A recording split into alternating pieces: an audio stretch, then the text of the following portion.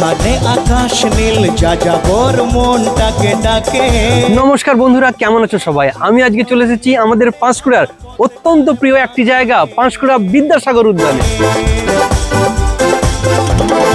পাঁশকুড়াতে মানুষদের আড্ডার জন্য এত সুন্দর পার্ক আগে ছিল না, কিন্তু পশ্চিমবঙ্গ সরকারের উদ্যোগে পাঁশকুড়ার বুকে এই এত সুন্দর বিদ্যাসাগর পার্ক তৈরি করার ফলে পাঁশকুড়ার মানুষদের জন্য এন্টারটেনমেন্টের একটা দারুণ জায়গা তৈরি হয়েছে। যেতে যেতে থামে শোনে নেশা ধরা পাখির গুজব। এই পার্কের প্রবেশ মূল্য মাত্র 20 টাকা। মাত্র 20 টাকা দিয়ে পুরো পার্কটাকে আপনারা এনজয় করতে তো পারবেন। পাঁশকুড়ার এই বিদ্যাসাগর উদ্যান কিন্তু প্রতিদিনই খোলা থাকে, যার সময় সকাল 11টা থেকে রাত্রি 8টা পর্যন্ত। পাঁশকুড়া পৌরসভার অফিসের একদম কাছেই অবস্থিত এই সুন্দর জায়গা পাঁশকুড়া বিদ্যাসাগর পার্ক।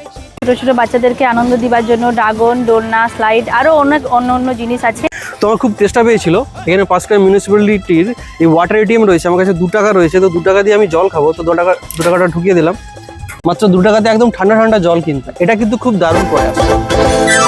সোনালি আলোর ধান সবুজের হাটে এসে পার্কের প্রতিটা কোণ সুন্দরভাবে সাজানো ও সুপরিচালিত।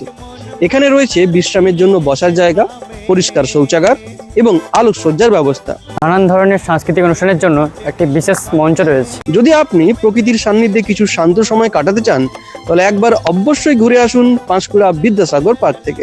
লা লা লা লা লা লা লা লা লা লা।